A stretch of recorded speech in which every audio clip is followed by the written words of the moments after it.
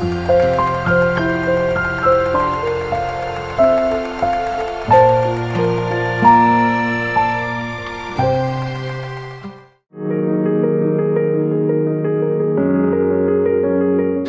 আলাইকুম সুপ্রিয় দর্শক মণ্ডলী, আজ বিশ্ব রেডিওগ্রাফি দিবস। 1895 সালের আজকের এই দিনে sir Wilhelm Conrad Roentgen X ray আবিষ্কার করেন। সারা বিশ্বের 90টি দেশের সাথে তাল মিলিয়ে Bangladesh association of radiology and imaging technologist বারিট বর্ণাঢ্য র্যালি এবং সায়েন্টিফিক সেমিনারের আয়োজন করেছেন।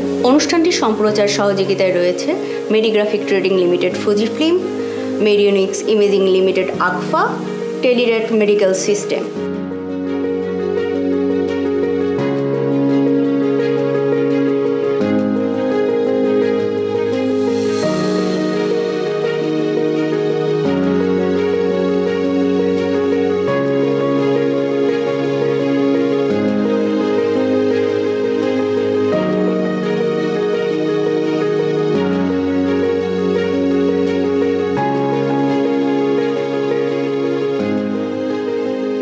নিউরোলজি চিকিৎসায় রেডিওলজি অ্যান্ড ইমেজিং টেকনোলজির অবদান সম্পর্কে জানব বাংলাদেশের প্রখ্যাত নিউরোলজি বিশেষজ্ঞ অধ্যাপক ডাক্তার দীন মোহাম্মদ স্যারের কাছে। আমরা জানি যে এই দিনে আজকে জন্ম হয়েছিল স্যার উইলিয়াম রঞ্জন, যার নাম অনুসারে বোঝা যাচ্ছে যে রঞ্জন শক্তি নিয়ে কাজ করেছেন। এক্স-রে ক্লিনিক্যাল ডায়াগনোসিস একটা পার্ট অ্যান্ড পার্সন। তার কারণ এই এক্স-রে ছাড়া কোনো ক্লিনিক্যাল ডায়াগনোসিস সঠিকভাবে নির্ণয় করা অনেক কষ্ট হয়ে যায়। তো দেখেন, আমরা এক্স-রে বিনিময়ে আমরা সিটি স্ক্যান করি, নর্মাল এক্স-রে করি, আমরা অ্যাঞ্জিওগ্রাম করি, ভ্যারাইটি এক্স-রে করে যাচ্ছে এবং এগুলিতে আমাদের কার্যক্ষেত্রে রোগ নির্ণয়ে যে কি অপরিসীম ভূমিকা রাখে সেটা বলার কোনো অবকাশ নাই।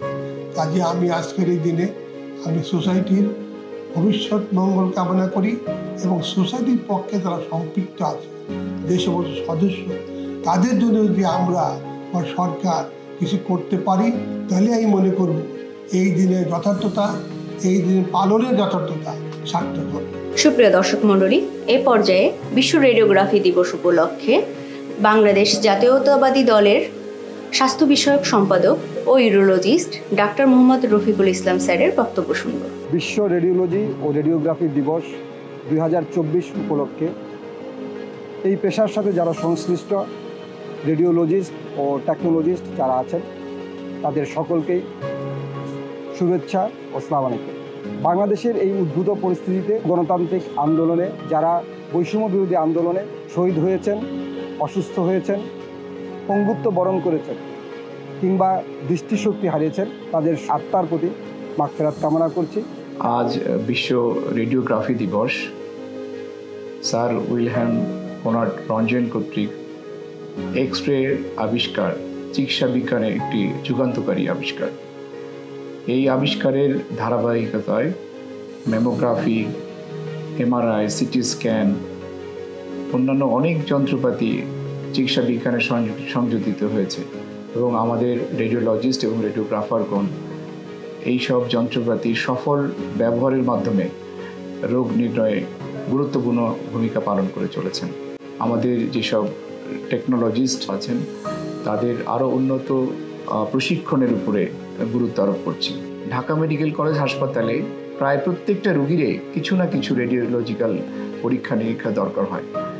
তো যে পরিমাণ ক্যাপাসিটি আমাদের আছে, আধুনিক আরও যন্ত্রপাতি আমাদের হাসপাতালে সংযোজিত হওয়া দরকার এবং জনবল, বিশেষ করে টেকনোলজিস্টদের ঘাটতি অত্যন্ত বেশি।